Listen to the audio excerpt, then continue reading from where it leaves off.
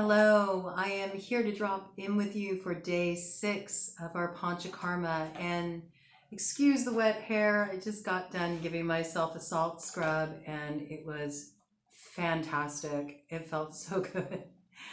I haven't done one for a few weeks, and even just a little space from it, I forget how much these simple practices are so supportive, and they don't take much time, but everything just feels warmed up. I can feel my lymph flowing and just feeling really good right now and very relaxed too. So just felt like it cleared a lot of energetic gunk at the same time, even as it got things moving physically. So I wanted to talk to you today about the detoxification process, because now as we're nearing the next 10-day cycle, I'm going to start easing y'all into getting prepared for doing like full-on Panchakarma deep dive. All right, these first 10 days you've been a little more relaxed with yourself. You've been touching in with the body, seeing where things are at, seeing how the plans that you initially made are measuring up with the reality of your situation. For example, you may have discovered that you kind of bit off more than you could chew in some areas. You might be sort of restructuring your plan for moving forward. And this was all very necessary. You notice that with this process, I've created lots of gaps, these spaces of time for you to really sink into how you're actually feeling in the experience and what's right for you. So we had an initial period where we just did straight up preparation, thinking about what is our goal? What is that one thing we want to really put our focus on and aim for as we move through this Panchakarma experience together? And then we thought, okay, what are the practical steps to get there? What are the action steps I need to take? And you outlined a simple plan for yourself. You put together a plan for what your morning self-care is going to look like, what your evening self-care is going to look like. And I've been guiding you each day, maybe giving a reading, maybe talking on a topic, maybe sharing some kind of Ayurvedic technique to support you in that process. And now you're moving through the first 10-day cycle. You're actually putting a lot of this stuff into motion.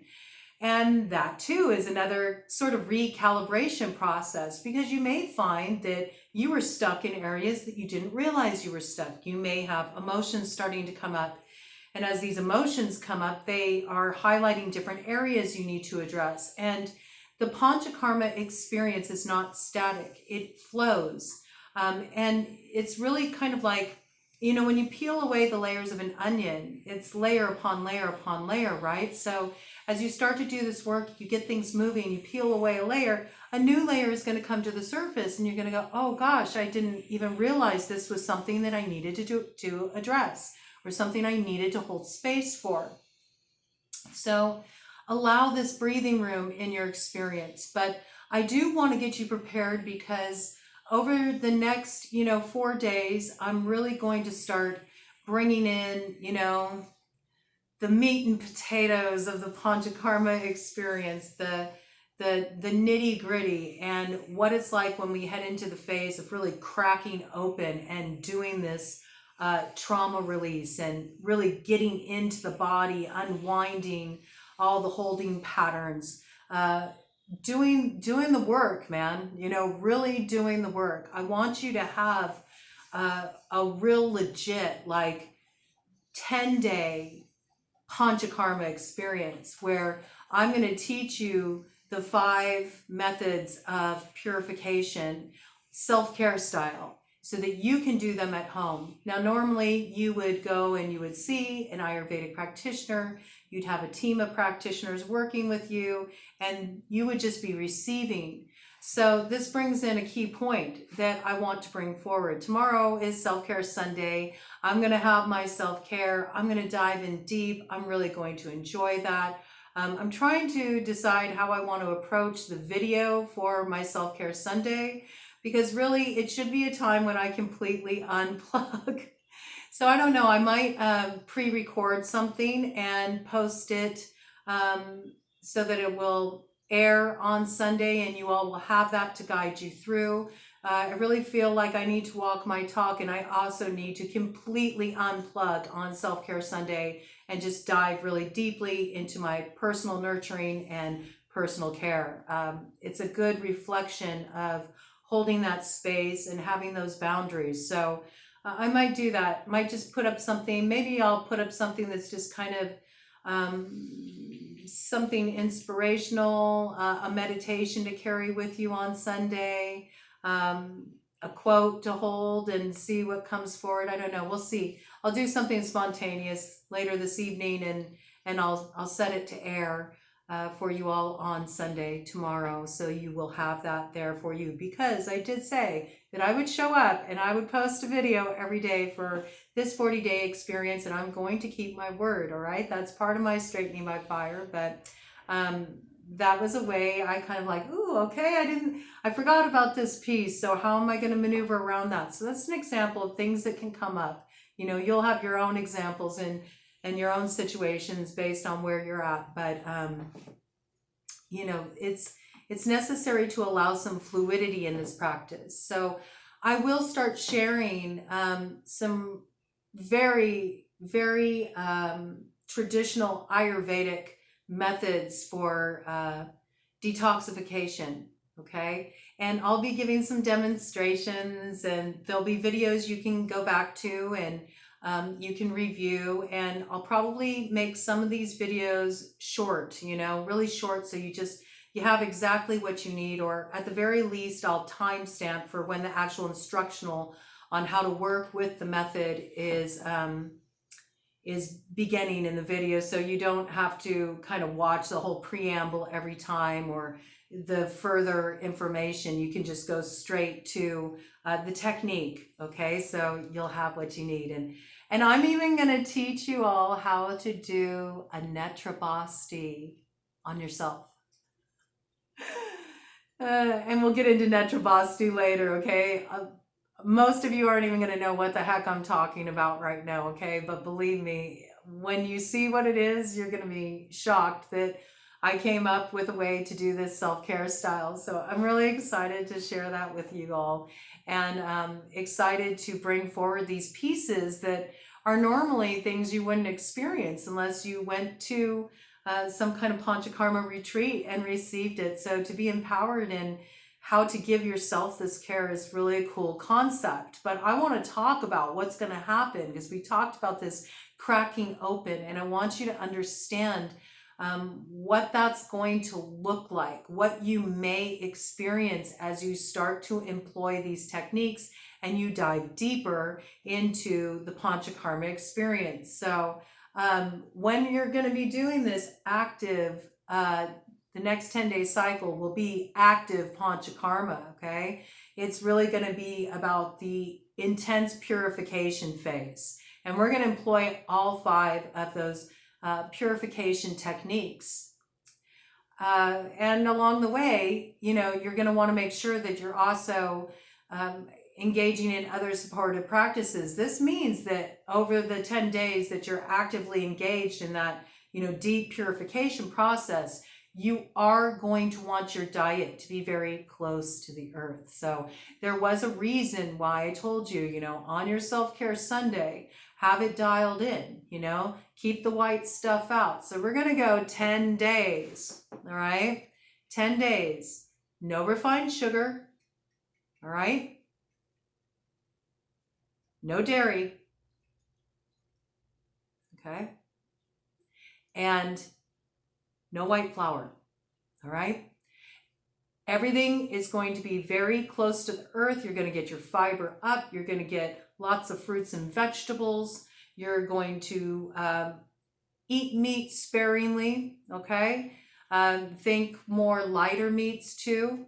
Normally, you know, in a traditional Panchakarma, you wouldn't have meat at all, okay? But I've kind of adapted that to fit like a lifestyle, right? Because this is a self-care Panchakarma.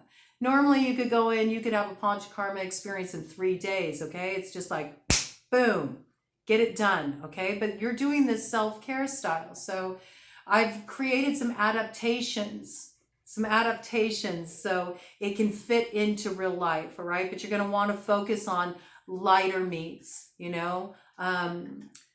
light meat, poultry, okay, chicken, turkey. You can do some seafood, things of this nature. You can have some eggs, but it's more focused on really getting the plant foods up, right? Nice, good whole grains, easily digested foods, porridges, khichdi, dal, smoothies, fresh fruit, juicing. You could do some juicing if you wanted to. You're not going to be hungry, you're not going to be hungry at all. You'll be very satisfied, but it's really just to give your body a break from all the kind of heavy foods, the ama producing foods, the foods that actually cause kapha to accumulate in the body. And that's what leads to that ama, that congestion that bogs down the lymph, all right? We don't want that. We want to get everything really flowing. So I'll go over that in more detail with you, just so you can really be prepared. I want you to have this space of, the next 4 days to really be able to make sure you have what you need on hand. I want you to have that space to kind of go through your cupboards and look at the food you have and see where you need to fill things out so you can make sure that you have lots of options. One of the worst things that you can do when you're deep in the Panchakarma phase is sort of be like, oh, I'll just kind of do it on the fly. No, the more prepared you can be, the better off you're going to be, all right? And it's going to be so much easier for you to integrate because you're going to have enough going on. This is a lot to get this energy moving. Another thing I want you to be aware of is that as we get everything moving, as we start to dive into this, we're really going to go for it, okay? We're really going to go for it. Don't worry, I'm going to get you prepared. So, I'll probably have you prepared so you'll have a day gap, before that 10-day period starts where you can really get everything settled in, really settled in, dialed in, so you can hit that first day. You got everything in place. You got your schedule set. You know what you're doing. And we're going to dive into it. We're really going to dive into it. As we do this, things are going to start moving. Things are going to start flowing. We already talked about the connection between the lymphatic system and the emotional flow. So you're going to have emotions coming up. We also have a really interesting new moon energy in place that's going to be with us clear until September 25th.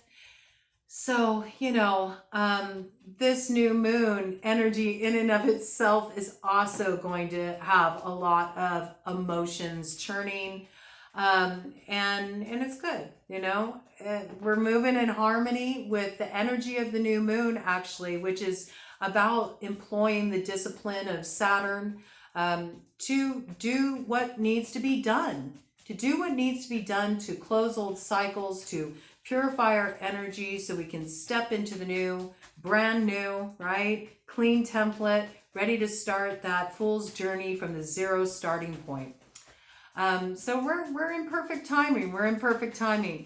But I do want you to understand that as you start to work with these Ayurvedic techniques, as we start to really work the tissues of the body, as we start to get in there and do this work, you will go through a detoxification process. And there's times when you're going through a detoxification process when you don't feel so hot. So I just want to give you a heads up about that. What are the kind of things that you may experience as this energy starts to move, as the toxins start to excrete from your digestive organs, as you start to clear out the intestines, as we get all the ama out of the system? What are you going to experience? Well, we know that we're going to get the emotions flowing. So there may be, a lot of sensitive material coming up. You may feel the need to cry more often. You may notice you have sort of your anger come forward from pressurized fire that you've held in. We are getting that fire flowing. And it's really about being able to hold space for those emotions. We're going to talk about that. And also, I'm going to be showing up every day. So I'll be guiding you through this experience too. We'll hold it together as a community, all right? There will always be tools to support you along the way. The other thing that's going to happen is you may feel really tired, okay? And this is super important in the detoxification process. In the detoxification process, it's very necessary that when you are feeling really tired, you respect that and you let yourself rest. And this is going to be the part that's going to be most challenging for people because we're so used to, especially in the West, we have very much this, type A, push, get it done, run yourself into the ground, burn the candle at both ends type of mentality. And you really need to respect what your body is telling you as you move through the next 10-day phase that we'll be bringing in. That means if you wake up in the morning and you feel like you got hit by a truck, okay? Because it can happen, all right? You may feel a lot of soreness in your muscles. You may feel tired. Sometimes people experience headaches. You may have to use the bathroom quite frequently, all right? Sometimes people describe it as having sort of like low-grade flu symptoms. You'll have mucus coming up and out. It's a lot, all right? It's a lot when it gets moving. And it's so important that when your body is deep in a detoxification process, if you have those, symptoms presenting themselves, that is also your body's way of saying, hey, you know what? Take it easy. Don't push today. Let it just integrate.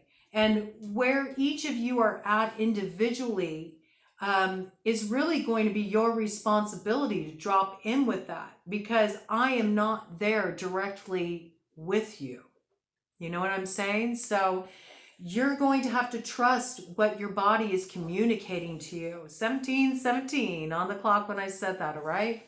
You're in charge here. This is about you trusting your body to set the pace. So when you're feeling like that, if you feel like, oh, gosh, I'm just wiped today, I could just sleep all day. And if you do have the space to take some extra naps, to maybe go to bed extra early, to sort of free your schedule. In fact, I encourage you as much as you can for that next 10-day cycle that's going to come up, free your schedule wherever you can. Naturally, some of you are going to have to go to work. Some of you are going to have, obligations that you need to see through, and that's totally understandable. And don't worry, you're not going to be at a place where you're not going to be able to function, all right? But if you are anyway able to take some things off the schedule, create more room for you for this 10-day period, please do, because it's going to serve you well. When you're in that place where you got that kind of detoxification going and you're feeling under the weather, it is so important to rest at that time, okay? Don't push harder at that time. If you are aiming for a goal, let's say your goal was you wanted to pick up an exercise practice, you wanted to get back to training, you wanted to drop some weight, and this is what your goal is for this 40-day cycle. It's okay to back off of your exercise on those days when you're feeling like that. It's okay to take the day off from exercise when you're feeling like that. It'll actually benefit your process a lot more than if you push. When you're in this space, when you're really tired, when you're fatigued, you need to be mindful of giving your nervous system the support it needs. So don't stress your system, okay? Stress is dis-ease producing.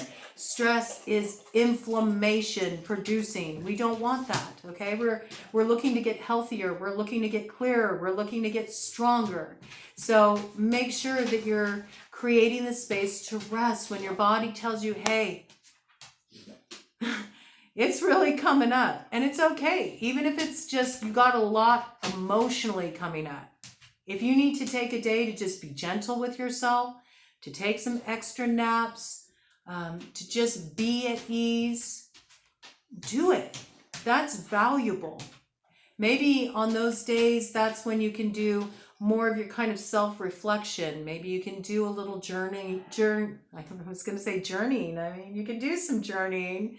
Maybe I'll bring that in. Maybe I'll do that. I'll bring in something, when we enter that 10-day cycle, that's going to be coming up here in about 4 days. I'll bring in at some point a journeying meditation, something you can do at that time, and then you can just turn it on and you can receive. Okay, so things of this nature, things to just sort of allow yourself to integrate. View those times when your body is feeling under the weather from the detoxification process as an opportunity to integrate your experience, integrate what's coming up for you, and know that this too is part of healing. Don't feel guilty about it, all right? So essential. Likewise, I brought it up before, but when you have your Self-Care Sunday, let yourself rest. If that's what you want to do, if that's what your body's really calling for, if that's the self-care you need to sleep in extra long. Maybe you want to spend the whole day, napping, lounging, relaxing. Don't underestimate the benefit of that. And this can be hard for people. It can be hard for people to really let go, to rest deeply. And it's equally important as these 5 actions of detoxification. And in fact, it supports the process of detoxification. And you'll see what I mean. You can actually make things a lot harder for yourself if you're feeling really burnt out, if you're feeling tired, if you're feeling icky because you got a lot of ama coming up and your energy feels low. If you push, you're really doing yourself a disservice. Okay, so listen to your body. No, it's okay to rest. It's okay to take it easy, and mainly just focus on those days on really nourishing yourself well. Really give yourself nourishing food and maybe take in some of that chai, have a golden milk. Make sure you're keeping your hydration up, right? Because that means your body is kind of doing some detoxification. So help it flush that stuff out of the system, and get extra rest, and maybe even, go and nap in the sun, go outside, make yourself a little cozy spot to lay out and kind of drink in some sun and be around the elements and just nap and lounge and take it easy. And it's beautiful. There's nothing wrong with that, okay? So I really wanted to bring that piece in because we're focusing a lot on the doing right now, right? We've talked about salt scrubs and making some dietary changes and different yogic exercises that can be done and all of this, but we haven't talked about the value of rest. And rest is a huge part of Panchakarma, because normally Panchakarma is 100%, it's all about the person receiving, okay? Self-care Panchakarma is a little different, They don't usually do self-care Panchakarmas in India. This is something that's kind of a hybrid, This is something I brought in because I was really curious at a particular point, working as an Ayurvedic practitioner, if there could be this kind of transformation change with a Panchakarma if you were doing it all through self-care, because Panchakarma will change your life. It's amazing. It really can help you get over some serious roadblocks. It can move you out of the crossroads and step you into a whole new potential in your life. It is a powerful experience, but I thought, is it really possible to do that through self-care? What if somebody can't go and receive Panchakarma? What if they're not able to do that? What if they don't have access to that? Is there a way they could create this experience for themselves? And that's how I settled on the 40 days, because in 40 days, the magic really can happen. But it changes the way things are structured, and we go about it in a new way. So you're being introduced to a new way to approach Panchakarma. And I thank you for joining me in this. And I've definitely experienced the benefits myself, and I've seen it benefit others that I've worked with on this level. So I'm really, really looking forward to watching you have your transformations and hearing about your experiences as you bring them in on the comments. Thank you again to all of you who are sharing your experience with this Panchakarma that we're all moving through together. And yeah, I wanted to bring this piece in because I think it's a piece that's often missed, especially when it comes to self-care. We're so used to going totally gung-ho and often taking on more than we really should, you know. And this is a way to learn how to have that balance. So listen to your body, listen to your body's rhythms, listen to how your body's communicating with you. Do your check-in when you wake up in the morning. Notice how you're feeling. Always be in touch with that. And if you need to adapt the way you were planning on approaching your day, the kind of self-care you were going to engage in, or what you had before, you adapt it, you know, let your body lead the way. This is also really going to, you know, sink you into your physical experience, connect you with your body in a new way, teach you to love and accept your body and care for your body in a whole new way, and heal your relationship with your body, which once you do that, beautiful things happen, beautiful things unfold on so many levels. All right. So this is a piece I really wanted to bring in today.